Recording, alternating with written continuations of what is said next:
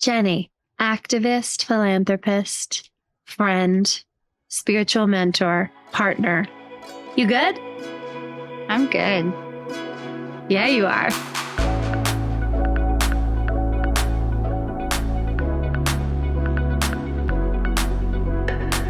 Hi, Jenny. Hi, Claire. Thanks for being here today. Thanks for having me. So fun, so amazing to be sitting in my backyard with such a beautiful, amazing person. We have known each other for a couple years now. Not long enough. Not long enough, but it feels like a lifetime. Mm-hmm. I wanted to bring you on today because of the light that you are in so many people's lives. I've never met anyone more generous, more thoughtful than you. I remember I invited you to my 30th birthday party and you sent me a box of cookies, like the biggest box of cookies I ever received. I couldn't make it. I know, but your love and your generosity just knows no ends. It really doesn't. And people like you need to be celebrated and reminded how amazing you are. And I know you have a serious story to share. To empower. So let's just dive right in, shall we? Yeah. You know, I always start my show with success because people are so desperate to be successful, whatever that means for them. Successful in a marriage. You know, it's like the human experience is always yearning for success, for greatness. Right. You know, I think just by being you've yielded a lot of success in your life, all different types. What does success mean to you? Success to me is happiness. So for me, success is how happy are you? How much joy do you have? How much peace do you have in your life? Look at people around you. Do they build you up? Are they there for you? Are you there for them? Can you help them? Success to me is all about inner peace. Inner peace and happiness. Mm-hmm. And what is happiness to you? Happiness, I think it comes from gratefulness, having gratitude in everything you do. I think happiness is a choice. It's a state of mind. You can be happy doing nothing. You can be happy doing anything. Happy in the hard times makes the hard times easier. How do you be happy when things are hard? Yes, so I've had this mind shift change this year. And that's really helped me see the difference. But if you can go from the perspective of everything's happening for you, it's not happening to you. Right. Instead of being the victim of anything, there's always a lesson. There's always something you're supposed to be learning in that time. And it's how I think a lot of the lessons, you get the lessons to see how you're going to react. So you can measure your growth by how you react to the same thing or something bad that happens. That's how you can measure your growth as a person. Right. You can see how affected you are or how unaffected you are. Right. Like you can choose your happiness. You can choose your happiness. And you can find the good in everything, the silver lining. I can look back in my life and everything that happened to me that at the time was like my greatest heartbreak or my biggest devastation. It got me to where I'm sitting here today. You know, I wouldn't trade it for the world. I could go through one after the other and say, it's exactly what had to happen. Even though it broke my heart at the time, it had to happen. What changed this past year? What created that mindset shift? So for me, it's actually interesting. I had some women issues like endometriosis, polycystic, all the stuff going on that I had a partial hysterectomy. Wow. And everyone says with what I was dealing with, it's the best you're going to ever feel. And post getting it. Yes. Okay. And I was completely opposite. For me, it was the worst I ever felt. I'm still battling with hormones. It's like once it was uterus fallopian tube. So once they take that out, it's like the controller, like the command center for your hormones. And by textbook, which is so frustrating, with textbook, you should have no hormonal changes. So my female doctor who did the surgery was like, oh no, you're going to be fine. I'm like, I'm telling you, but by blood work, I had to go to my longevity doctor to do blood work. I'm not okay. Most of my hormones were depleted to 1. Like some should be in the 70s, some should be 15. Mine were. So we went through a series of hormone therapy, series of depression medicines, a series of stimulants just to try to get me normal, and nothing was working. Wow. And I actually had a catch up the universe brought when a girlfriend in my life that I hadn't seen in a while, in like a decade. and she had had a hysterectomy, and she had said, Jenny, ketamine therapy really helped me. And I had never even heard of what ketamine. This is before the Matthew Perry. I've never done anything alternative, plant medicine, anything like that. But so I'm so grateful for the hysterectomy and feeling so awful, because it had me try something that I would never have considered, because I was so desperate to feel normal again, feel like myself again. And at the time, if I were to put my bucket list life down on a piece of paper, I was living my bucket list life, but I just wasn't happy. And you can say it's a choice all day long, but when your hormones are off, you can't adjust. So yes, you can still pick happiness. I still was choosing to keep going, to have friends by my side and not let myself just stay in bed and do the things. But through the ketamine therapy, it opened my mind and changed my life so much so that then I was open to plant-based medicines. I started doing ayahuasca. I started learning about Kabbalah and doing the study of Kabbalah. I'm now open. I'm Christian, but I'm really focused on finding the connectedness in everything. My partner's Jewish, so I'm really, especially October 7th and all the anti-Semitic stuff, I'm really focused on, okay, I'm going to learn Judaism. I'm going to find the connectivity, because why does all of this divide us? Like, our bones are the same color, right? So I'm really I'm so grateful for going through one of the hardest things in my life hormonally, because I would have never been on this journey without it. Yeah. So it's like the silver lining. I would never change it for the world, even though it was some of the worst I ever felt. And I still deal with it how many months later. I think it takes a tremendous amount of strength to be able to be grateful for hardship. I haven't heard many people outside of spiritual leaders express what you just expressed. It's making me emotional because it's so beautiful. And I think the human experience is suffering. Yeah. So much of it is suffering. We come here to suffer. Right. So they say this is hell. And it can be. This is the thing.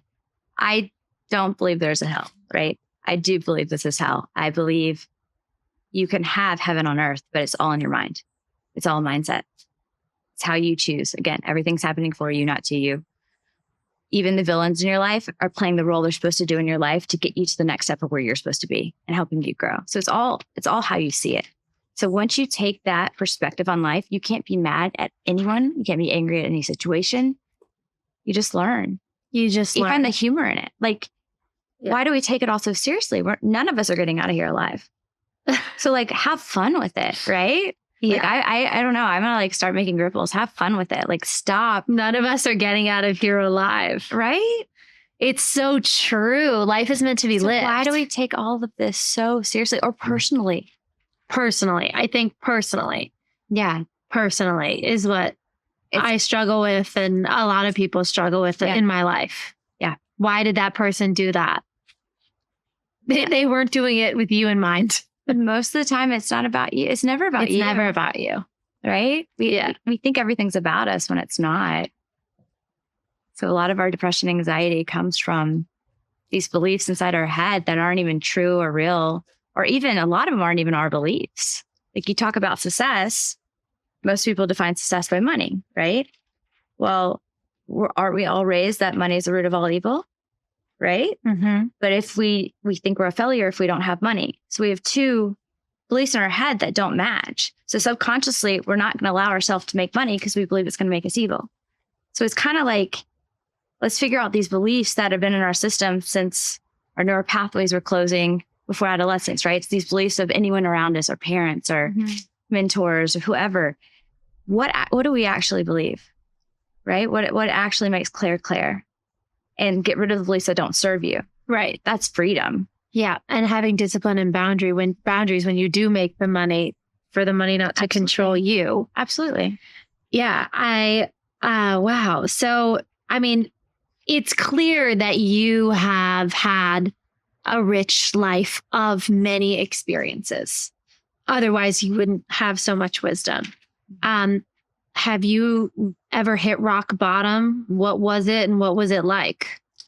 I would say I've dealt with depression for over 20 years. So absolutely, I've hit rock bottom several times. My hardest thing I think I dealt with would be 2015. The person who I thought at the time was the love of my life.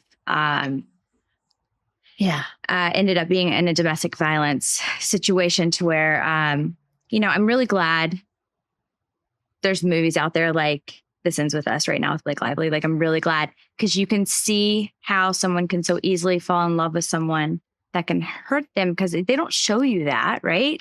So a lot of people don't talk about domestic violence, right? Because they're so ashamed that it happened to them or they did something wrong or embarrassed. We let our ego. But if we don't talk about these things, how are we going to use what happened to us to heal the world? So yes, I was in this situation to where this guy almost killed me.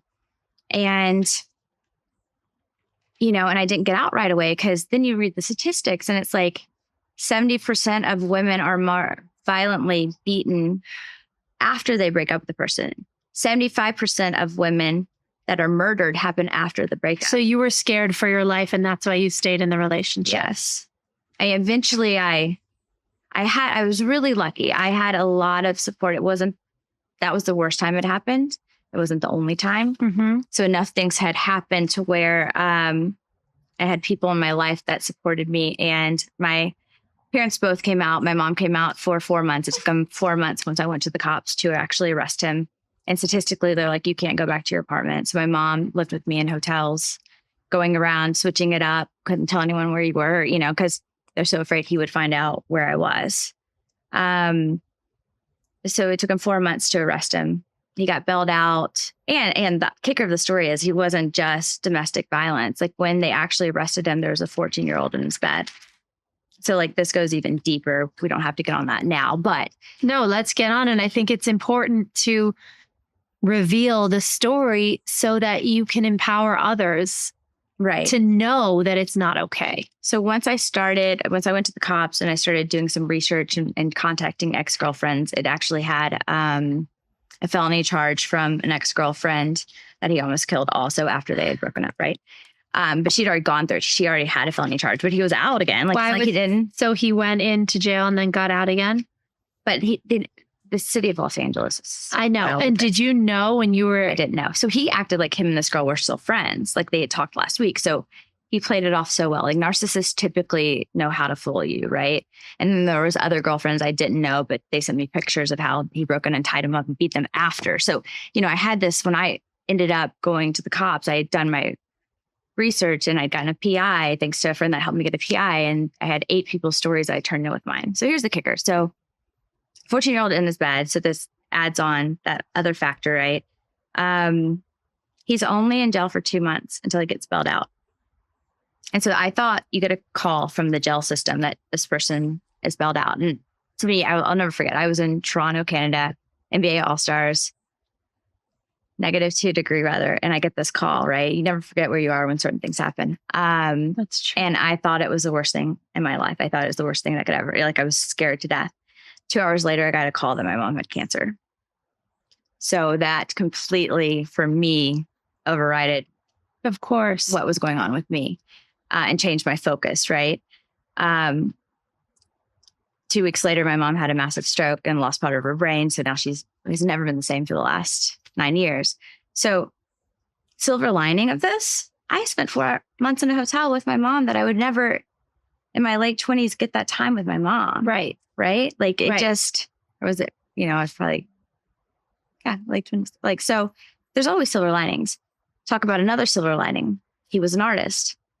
I painted with him just for fun. I was never very good, but I really enjoyed it. So after all this happened, after we broke up, I actually used art as my healing. Art became my meditation, my greatest way to just heal and get my emotion out on a canvas, which now I think that just shows you that anything that happens to you, as bad as it can be, you can make it beautiful if you choose to. So again, all about choices, right? Not that it wasn't really hard and really terrible. And it took me a long time, a lot of therapy to be able to talk about it. But once I've done art now for 10 years and I just started showing 2 years ago, right? And and you've blown the roof off. I mean, your art has found homes in so many homes.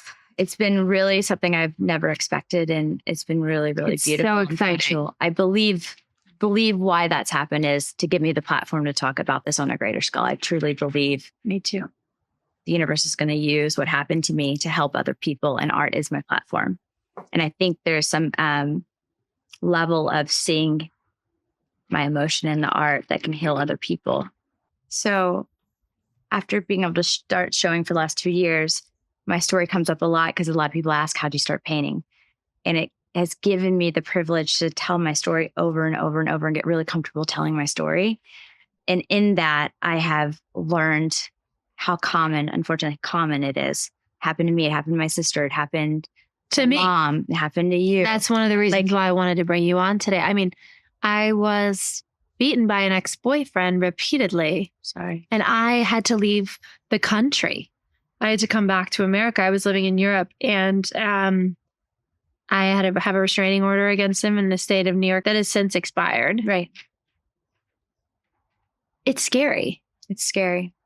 It's scary even, for instance, going back to the girl that already had felony charge. When I was doing my case, she was like, I am married now. I have stepkids. Like, I can't get back involved in this.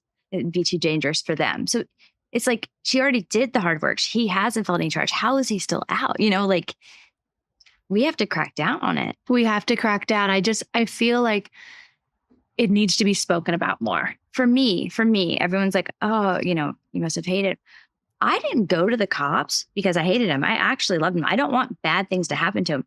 But if I didn't do what I felt was like my duty and he were to hurt or kill someone else, I think about like a 14-year-old, like, I grew up with a brother. I was able to fight for my life, and thank God I did. But this little 14-year-old that weighs 100 pounds, like, I don't think she could do that. So for me, it was about doing it for the next person, right?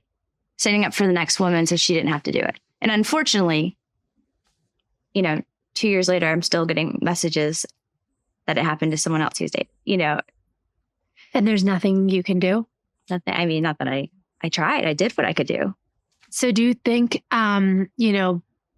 repeatedly being in this experience, overcoming in this experience has made you so strong and with so much inner beauty and grace because you've chosen to walk through the fire instead of avoid it?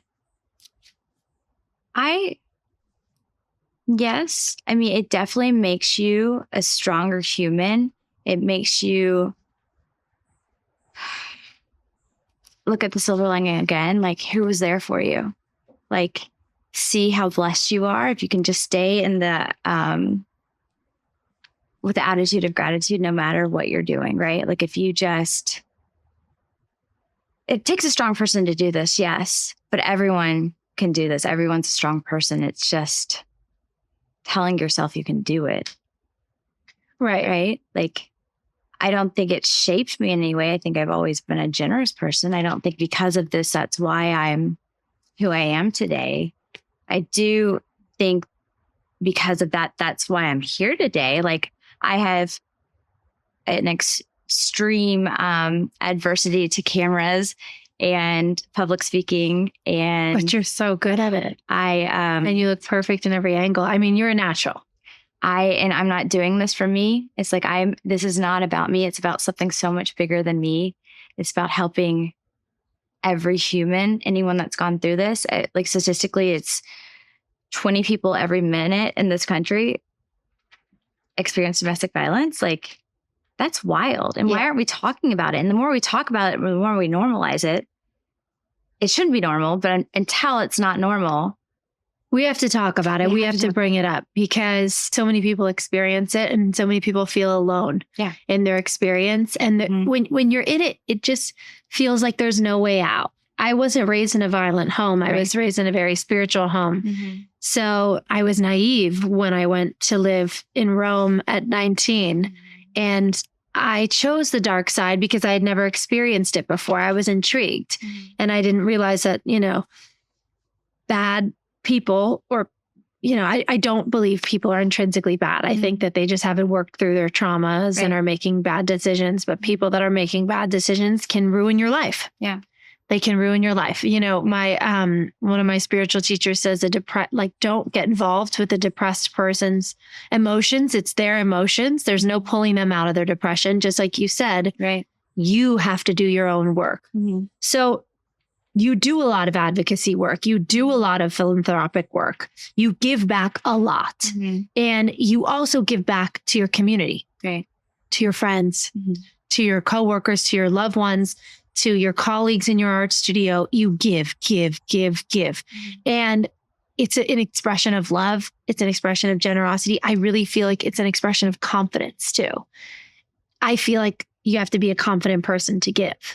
I see what you're saying. I don't know if I look back and, I go through some of my most depressed times, some of my hardest times shaken when my whole foundation's shaken when this happened or this year. And I wasn't confident, but I was generous. I've always been generous. For me, it doesn't take confidence to be generous. It's just innately Who you are. who I am. Yeah.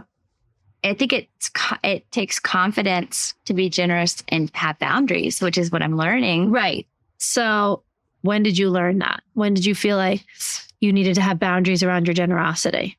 I'm actually learning a lot this year. In the last few months, it's really been apparent to me. It keeps coming up. And I know these things aren't happening to me. They're happening for me. And things keep coming up until the lessons learned, right? Yes.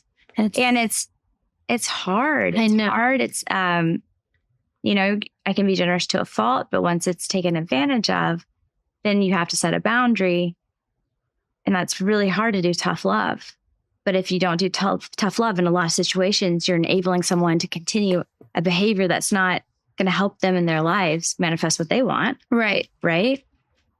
A lot of time, like you're bailing someone out, they don't, not actually out of jail, but like bailing them out of whatever situation they're in. Money situation, whatever it is. They're not doing the hard work, like the hard times, like doing the jobs you don't want to do. They shape your character and make you stronger, right? Like having to go through it yourself. Like I didn't ask for anyone's help financially when I needed whatever it was to be paid for, right? Like it's, you figured it out. You figure it out. And a lot of times that's just sacrifice. Like I've missed so many loved ones' weddings or trips I would have loved to go on, but it's what I had to do in that moment. That's not going to last forever. That's just what you have to do that makes you a strong person. I know. It's like the grit. Yeah. I worry about my kids because they live in Los Angeles and I grew up in Philadelphia, and we just have a different understanding of walking to the train and going to the bus and walking downtown. And there's not a lot of that here. It's a lot of cars to more cars, to activities. So I think hard work is important. It makes you who you are. Mm-hmm. A lot of people say, well, I want that person's job, and they're resentful, or I want that person's marriage or their life, but they don't want to do what it takes to get there. It's hard to be a partner. It's hard to be a mom, right? Like you want that life until you're sitting through the boring dinners and I know the just smiling and being the plus one. And it takes a lot of yourself and a lot of sacrifice. It's worth it. If that's my people are my priority. My number one thing that gives me happiness is my partner, being with my partner, supporting my partner. So for me, that's, you do the work, but not everyone wants to sit through and do those things. So that's what you have to realize. Like, it's not always, that relationship's not going to be making you happy if you're not happy, right? Like where you spend your time. So this is what I think when you talk about success. Most people talk about finances. I think our society has it all wrong. It's not monetary, which is what makes you successful. Like your time, where you put your energy and time, that is your greatest resource. Point blank, the only thing you can't buy more of is your time. Mm-hmm. So where you're putting your time and your energy is where you're putting your happiness. Mm-hmm. And if you can be picky with that, right? And make sure, like, you talk about how do you find balance? You asked me, how do you find balance between ambition and happiness? And it's like, balance is arbitrary. Happiness is a pendulum. It's always swinging. You want to keep it kind of in the middle, but not let it get stuck to one side, right? Right. But isn't balance also a pendulum? Balance is, balance. Yeah. Balance is the pendulum. It's the pendulum. I mean, all of it's yeah. right. It's like, what did they say? Like, life happens while you're busy planning it. Right. Like it just, you can plan for something, but if one of your family members ends up in the hospital, where are you going to be? In the hospital. Where's your ambition? It's still there. In the hospital. But you're going to go where your heart, right? Yeah. So ambition's great, but I don't think success is what makes you happy. And I don't think you're getting, once you get to whatever you think this is going to make you happy, you're just going to want the next thing. Right. It might or might not make you happy. But if you're not happy in the now, don't have gratitude in what you have now, it's just, your happiness is fleeting because it's based off something. Right. Instead of being inside. I've always been an ambitious person, but I didn't act on it until I lost my mom, because I thought tomorrow is a new day and I was happy. Yeah. I'm a generally happy person. I'm a generally relaxed person. I'm pretty at ease with myself. Yeah. My husband says sometimes to a fault. I need to have that fire a little bit more. Yeah. And I realized, losing her, life was now. Life was today. Sure. So it's about being happy, but it's also about putting the wheels on my ambition. Right. You know Absolutely. what I mean? So it's that balance. Well, it's not going to happen unless you put the wheels on, right? No, and you take the step for it. And and people are going to say no, or I don't like that. And you just have to get to a point or realize that it doesn't really matter. Yeah. Everybody's going to say no. Who cares? Well, or they're going to say yes, it doesn't. Or they're going to say yes. But you don't know unless you try. Right. Absolutely. Right. Yeah. And if this is what makes you happy, if this is what you're born to do, you were never born to be small. You were born to shine, right? You're the only person keeping you from your dreams, right? Right. You're the only person keeping you from your dreams. Yeah. There's a lot of positive talk around such trauma and so much overcoming. Do you ever sincerely doubt yourself? Yes, I think it's human nature. Even coming here today, this is a big step for me. Getting out of my comfort zone is a big step for me. Thank you. But I'm not doing it for me. And that's what you have to keep thinking. Right. You just have to keep reminding yourself, right? The bigger picture. The bigger picture is not about me. It's about you change one person's life, you change the world, right? And uplift. When that doubt comes in your head, you can consciously reject that idea if you choose to. So the whole way here, I'm just saying my affirmations out loud, right? Because I'm so proud of you. You have the power to, whatever you say is what you become, right? Right. Like they say you're confident. You're either confident being confident or you're confident that you're unconfident, but you're never not confident in something, right? It's just the belief that goes along with it. Right. Or the definition. So you do believe in the power of the mind? Absolutely. Absolutely. What are you manifesting for the future? I mean, everything, always. You really are. You always have a bucket list going and you're always crossing it all off. I haven't met anyone like you. I haven't.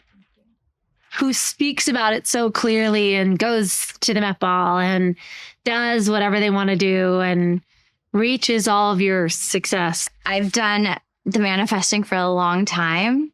How do you manifest? Like, how does it go? Is it in the I am language, or do you speak out loud, or what do you say? Both. I've learned more and more over the years. Before it was, I wrote down a list. I did a vision board, which are both very powerful things. From what I've learned and what I believe in manifesting, the most important thing is to have the feeling attached with as if you've already received it. The feeling attached as if you had already received it. Right. It's just it's powerful about for your me. Feelings are manifesting isn't a straight road. You have to realize that it's going to come in way different forms, and it could be 10 years. A lot of stuff I manifested 10 years ago are happening right now. It just, you have to be patient and be happy in the now. But for instance, if art is my platform, and I believe my platform is going to help change the world by talking about mental illness and domestic violence, right? And my goal is to get in the greatest art shows, which it is. I'll never be satisfied. I'll keep wanting to grow and grow. Mm-hmm. I don't think what it's going to look like is, oh, Jenny, here's an offer. You can be in Basel, Switzerland for actual Basel, the original one. I think it looks like getting out of your comfort zone. You know, there's a story about a man that's drowning and he wants God to save him, right? And a boat comes by. They said, no, I'm waiting on God to save me. Another boat comes by, waiting on God to save me. Helicopter comes by, waiting on God to save me. He dies and goes to heaven and said, why didn't you save me? He goes, sent you 2 boats and a helicopter, right? I think we are all, if you stay in your comfort zone, you're never going to see your full potential, right? For me, it's saying yes to this. It's saying yes to, I'm doing a panel during Art Basel in Miami for Balmain that's completely out of my comfort zone. I'm saying yes to the studio visit with this organization that is in the arts. You know, I think people get stuck on the outcome instead of the journey. And the universe is bringing you all these things. And you have the opportunity to say yes or no. But they're not going to give you what you want if you're going to continue to say small and no, because you're meant to be small.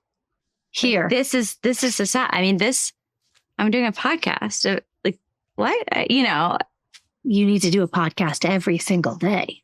Yeah. And share your story. Right. It's mind blowing. I've spoken to many people, politicians, celebrities, my housekeeper, everyone, all walks of life. I've never heard a story like yours. And that's why I knew I needed to sit down with you. It's important. It's important stuff. And I'm proud of you. Thank you. I'm proud of myself.